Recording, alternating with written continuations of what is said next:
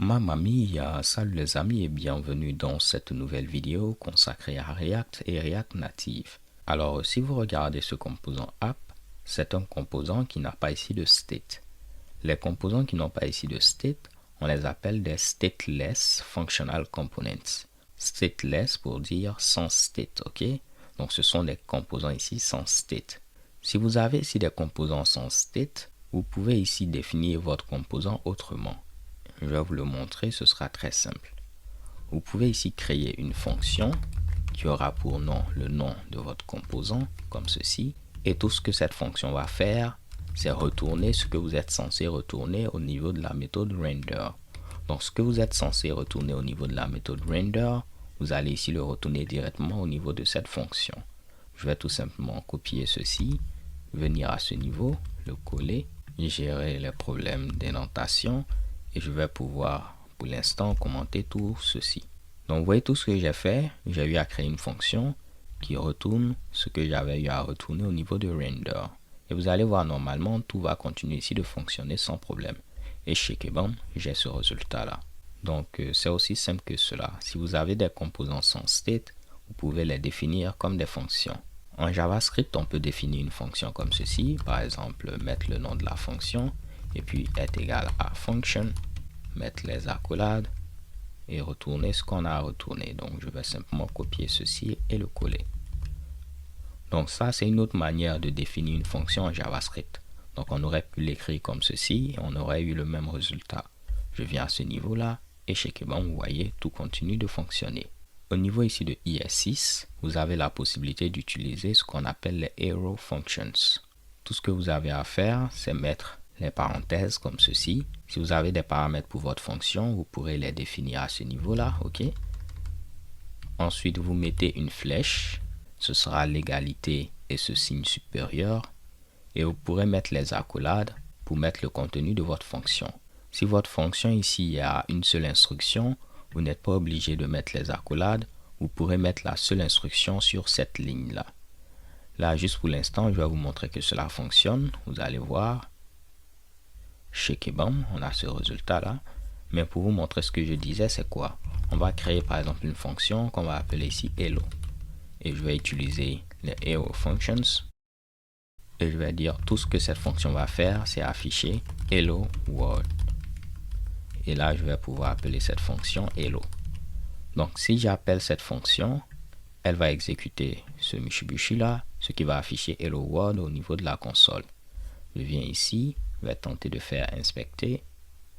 On vient au niveau de console et vous voyez hello world. Maintenant, je peux dire que je vais passer ici en paramètre le nom d'une personne. Et c'est cette personne que je vais ici saluer. Donc, je vais dire que cette fonction prend en paramètre ici un nom. Et on va utiliser ce Mitsubishi là pour le concaténer à notre hello. Donc là, j'ai passé ici honoré. Donc, il va afficher hello honoré. Je viens ici et chez Kebam hello honoré. On aurait pu utiliser les templates strings en utilisant les backticks. Là, je pourrais enlever ceci, mettre à ce niveau-là mes backticks. Et vu que je vais interpoler cette variable, je pourrais mettre ici $, mettre mes accolades pour interpoler cette variable-là. Là, pas de problème, il va afficher toujours hello honoré. Comme je vous l'ai dit, ici, vous pouvez mettre du JavaScript qui sera tout simplement évalué. Là, il va afficher par exemple hello 4. 2 plus 2, c'est ici 4. Et chez Kebam. Au niveau de IS6 également, pour vos paramètres, vous pouvez donner des valeurs par défaut. Par exemple, ici, je vais mettre word. Donc là, je vais remplacer ceci par name. Ce que je dis, c'est quoi? Je dis, si on passe ici une valeur à cet attribut, pas de problème, tu utilises cette valeur. Mais si on ne passe pas de valeur, tu utilises cette valeur par défaut. Donc là, si je tente de dupliquer ceci et je ne passe aucun paramètre, dans ce premier cas, il va afficher hello honoré. Ici, il va afficher hello world. Pas de problème, on vient ici, hello honoré et hello world. Il y a d'autres avantages en rapport avec ici les arrow functions concernant ici le binding du mot-clé 10. Pourquoi pas, je vais vous le montrer rapidement. Je vais définir un objet honoré. Ce sera un object literal. On va dire que le nom, ce sera honoré Unwanu. Et on va mettre ici un ensemble de langages de programmation dans lesquels on aurait un code. Par exemple, ici, on va mettre JavaScript, vu qu'on fait du JavaScript. Et on va ajouter PHP. Et pour terminer, disons Python. Maintenant là, je vais créer une méthode que je vais appeler ici describe. Je pourrais utiliser cette nouvelle notation. Et tout ce que cette méthode va faire, c'est quoi? C'est parcourir ce tableau et afficher successivement Honoré Unwanu code en JavaScript, Honoré Unwanu code en PHP, Honoré Unwanu code en Python. Ce sera très simple.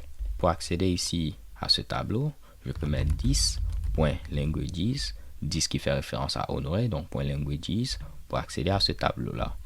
Après, on peut appeler une méthode forEach qui va nous permettre de parcourir ce tableau. Cette méthode prend en paramètre une fonction de callback et cette fonction, à chaque fois, elle va contenir successivement ici les éléments qui sont présents au niveau de votre tableau. On va donner comme nom à notre argument ici language. Donc, il va parcourir ceci. Language va valoir JavaScript, après PHP, après Python. Donc, tout ce qu'on aura à faire, c'est quoi? C'est faire un console.log de 10.name pour afficher Honoré Unwanu. On va concaténer ceci à code en et on va concaténer ceci au langage en question. Donc normalement, ceci est censé afficher Honoré Unwanu code en JavaScript, en PHP, en Python. Là, on va tenter d'appeler cette méthode. Je vais faire honoré.describe. Et normalement, cette méthode sera appelée. Malheureusement, vous allez voir, cela ne va pas fonctionner. On a tout simplement une erreur. On nous dit qu'on ne peut pas lier la propriété name de undefined. Ce que vous devez savoir, c'est quoi? Lorsqu'on est à ce niveau-là, au niveau de describe, le 10, il fait référence à notre objet. Si je fais ici console.log de 10, vous allez voir que 10 fait référence à notre objet. Chez Kebom, on a accès à notre objet. Mais lorsqu'on rentre au niveau de cette fonction de callback, le 10 ne fera plus référence à notre objet. Ok? C'est l'une des bizarreries que vous avez en JavaScript. Juste pour vous le prouver, si je fais ici console.log de 10, ici le 10 va valoir undefined. Donc si je viens ici, vous voyez undefined. C'est pourquoi à ce niveau-là, on nous dit qu'on essaie d'accéder à la propriété name de undefined. Ok? Pas de problème. Ce que vous pouvez faire, c'est quoi? Vous pouvez vous dire, ok, vu que ici, on a le 10 qui correspond bel et bien à notre objet, on va stocker ceci au niveau d'une variable qu'on va appeler ici date. Et à l'intérieur ici de cette fonction, on pourra utiliser date en lieu place d'utiliser 10, puisqu'on a stocké ici le 10 qui représentait notre objet. Vous allez voir, là maintenant, cela va fonctionner. Honoré Unwanu code en JavaScript, en PHP et en Python. Donc là, c'est bel et bien un moyen de le faire. Un deuxième moyen de le faire, en lieu et place ici d'utiliser une constante et de mettre ici date, vous pouvez laisser ce 10 et vous allez utiliser bind. Donc là, je viens au niveau de ma fonction, ok, qui est présente à ce niveau-là. Après l'accolade, je mets ici .bind et je mets ici 10. Vu que à ce niveau-là, je ne suis pas à l'intérieur de ma fonction, donc ce 10 qui est présent ici, il correspond bel et bien au même 10 qui est présent ici. Maintenant, lorsque vous utilisez bind, cela permet de dire au niveau de cette fonction, je veux que le 10 fasse référence au 10 que je t'ai passé ici. Donc ça va faire qu'au niveau de cette fonction, ce 10 va faire référence à ce 10 qui est ici, et ce 10 qui est ici fait référence à notre objet. Donc tout va fonctionner à la perfection. Je viens à ce niveau-là, et vous allez voir, chez Kebom, cela fonctionne. Un autre moyen de le faire, et c'est celui-là que j'aime, c'est d'utiliser à ce niveau-là les arrow functions. Donc vous pouvez mettre ici simplement les parenthèses pour mettre les paramètres qu'on a pour notre fonction. Comme on l'a vu, on peut mettre maintenant la flèche. Et après, on peut avoir les accolades pour mettre le corps de notre fonction. On n'a plus besoin de ce bind 10. Donc, c'est la même chose ici. On a ici les paramètres, on a la flèche, et après, on a les accolades pour mettre le corps de notre fonction. Normalement, ceci va fonctionner également sans problème.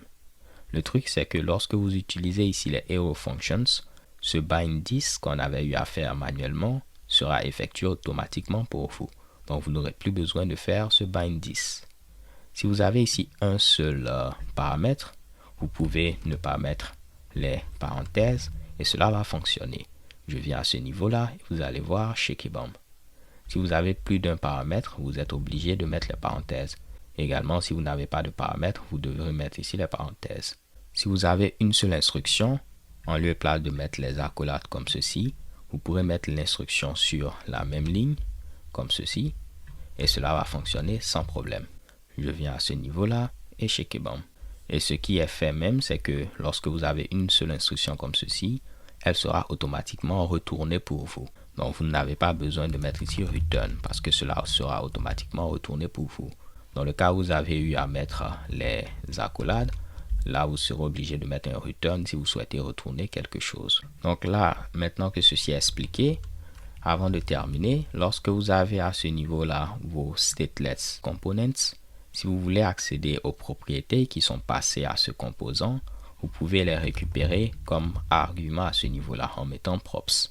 Donc si je passais, disons, une propriété title qui vaut ici teacher du net, je pourrais accéder à ceci via ce props et on va peut-être l'afficher en faisant simplement props.title. Donc vous voyez que là, je n'ai pas besoin de mettre ici 10.props.title.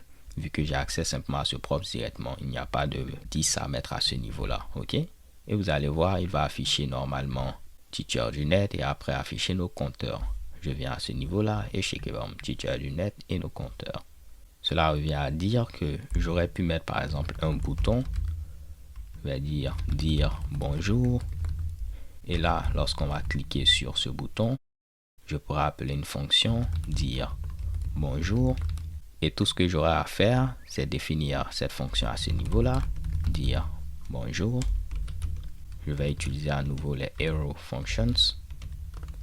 Et là, pas de problème, je vais dire que cette fonction va faire un petit alerte de bonjour. Donc là, vous avez vu, je n'ai pas eu à mettre de 10 quelque part parce qu'il va chercher cette fonction dire bonjour dans ce scope. Il va la trouver ici et il pourra l'utiliser sans problème. Donc je dis lorsqu'on clique sur ce bouton, tu appelles cette fonction dire bonjour, il va trouver cette fonction dire bonjour et qu'est-ce qu'elle fait? Elle doit faire une alerte de bonjour. Donc normalement on aura simplement une pop-up qui va afficher bonjour. Généralement lorsque j'ai mes stateless components, des composants sans state, en lieu place de les définir avec ici une classe, je préfère les définir simplement avec une fonction, comme on l'a vu ici dans cette vidéo. Là je vais enlever ceci. Enlever également ce Mitsubishi là. On peut garder ici props même si on ne l'utilise pas. Je vais enlever cela et on pourra enlever le title qu'on a eu à rajouter. On va tester une dernière fois et on se donne rendez-vous à la vidéo suivante. Stay tuned and take care. Peace.